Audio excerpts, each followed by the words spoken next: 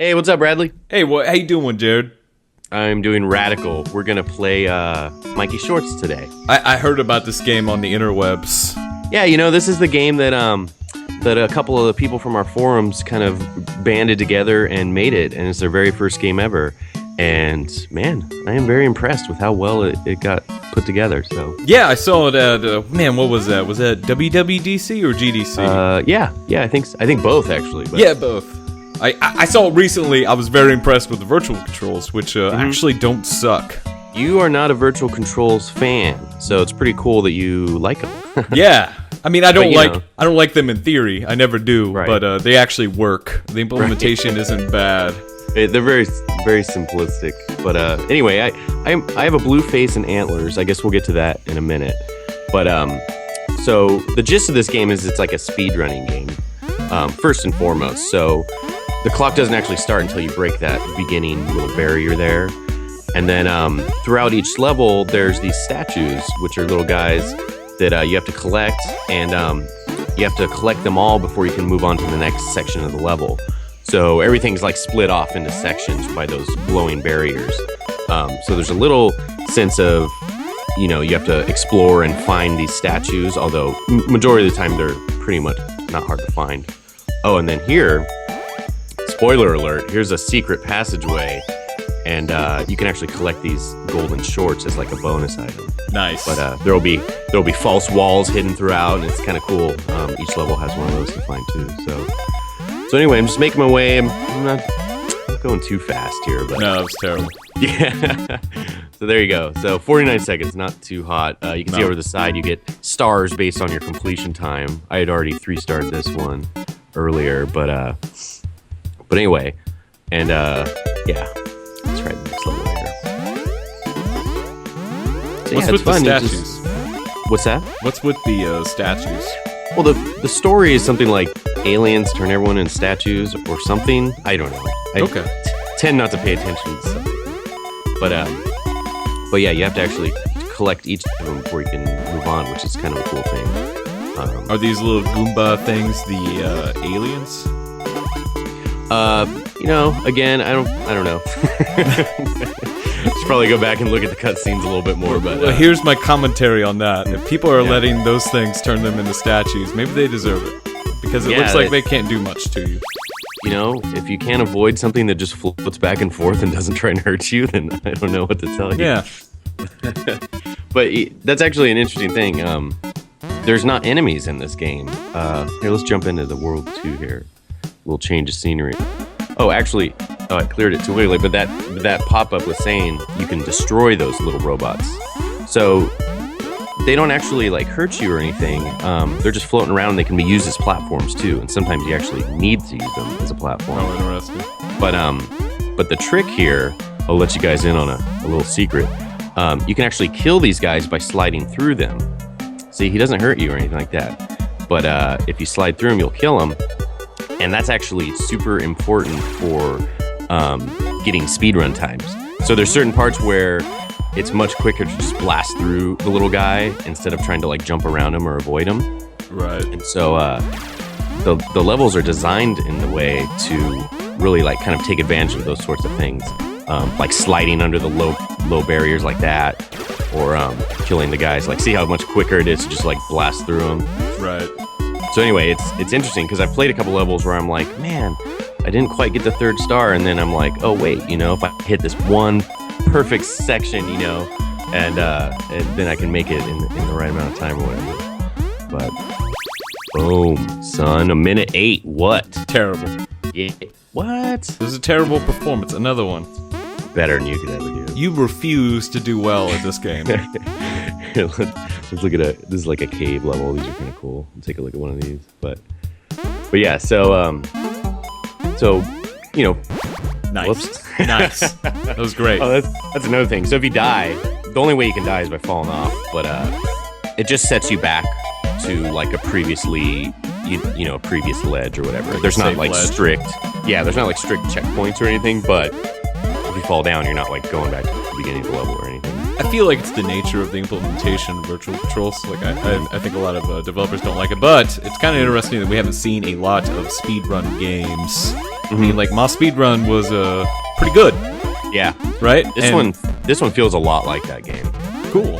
To where there's little tiny nuances to the level designs to where you'll hit something just perfectly, and you'll have like that amazing perfect run, and it just feels really good.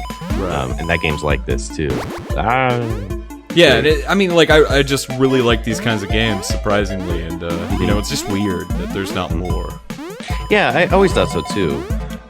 Especially with as many 2D platformers as there are. You know what I mean? As uninspired as they are, they might as well just try to tackle this genre. Right. Yeah. No, I agree. And the cool thing about this game is like its main purpose is like speed running, and it's built that way. It's very thoughtfully built, around trying to beat everything as quick as possible. But at the same time, if you have like a young kid or something, there's not enemies. You're not going to die if you fall off a ledge. You don't get started over. I mean, it's not like overly difficult. But so if you want to just, if you want to just play and find all the statues and make your way through the game, you totally can. You don't have to worry about speed times or anything. I think a 5-year-old could beat your time you're going to put up in this one. You know what? I'm not on my A game for this. I'm just trying to demonstrate. Okay. Smack talk. What up?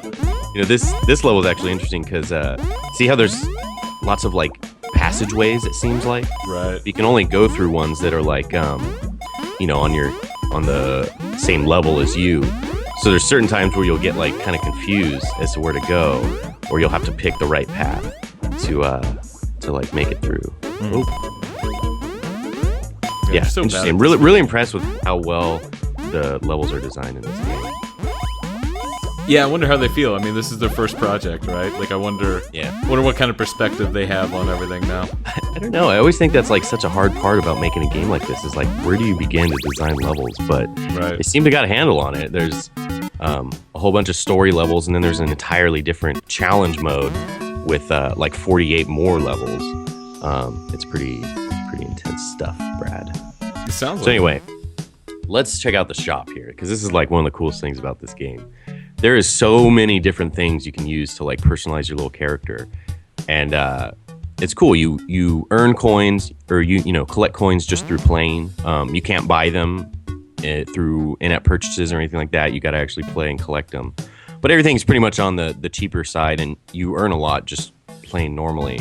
But the cool thing is you actually unlock a lot of things from just playing or getting an achievement in the game or something like that. Oh, neat. So.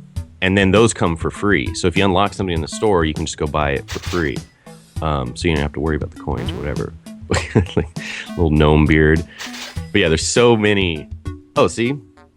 Okay, so I got an achievement buying 50 disguises, and now I get a free hat for that. Nice. Thank you. You get a hat for buying hats in this game. I kind of saw a Jared beard earlier. Yeah, no, you can make a full Jared. Let me see if I can find the what do they call it? Sports hat. It's actually like it's a Giants hat. Don't tell anybody. No, there we go. So I got a free bowler. But yeah, see the sports hat.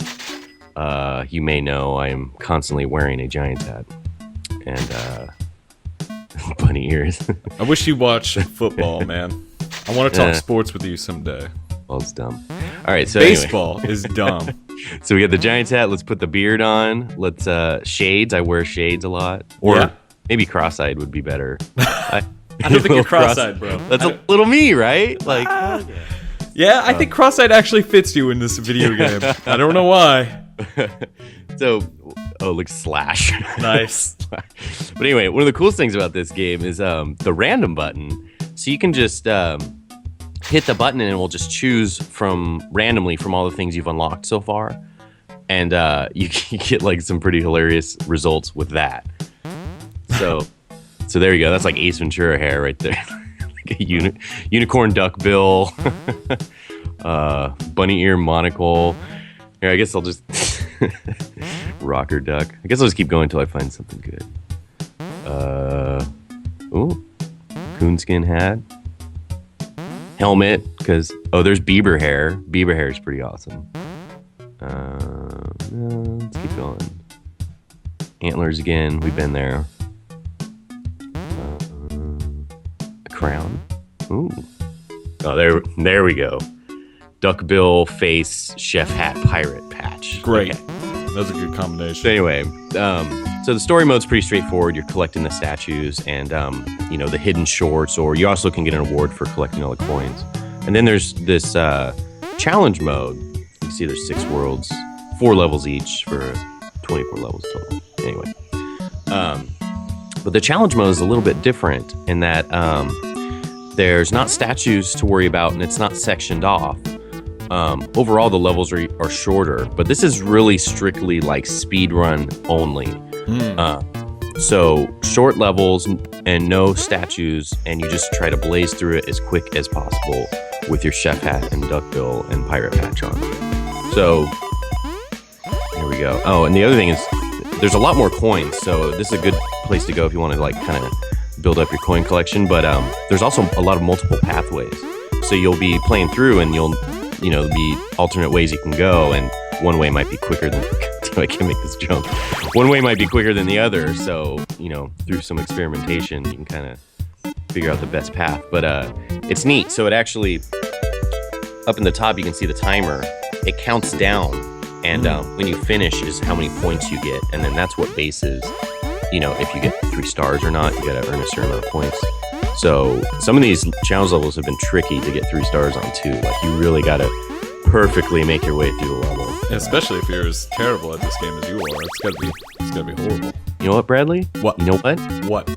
It's not that easy to play and demonstrate a video game at the same time. I don't think you've ever tried it before. I don't think you could do any better than me. All right. We'll see next time. And, I know this game hasn't come out yet, and there's only like 5 people on the leaderboards, but I'm at the top of all of them. Bradley. I would hope so. Because you do this for a living. You play Mikey Shorts for a living. I basically do.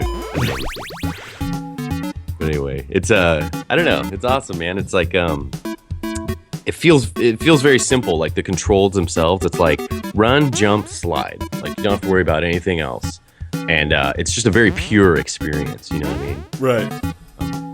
And I mean, if you're saying you like the virtual buttons, they have to have done something right. So yeah, no, they nailed it.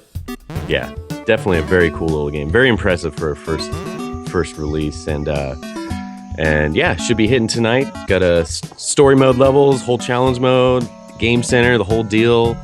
Try and beat my scores. I bet you can't. What are they charging for this? Yeah, I think it'll be $1, and it'll be That's universal. It's just $1, Brad. So look forward to hit tonight. Definitely.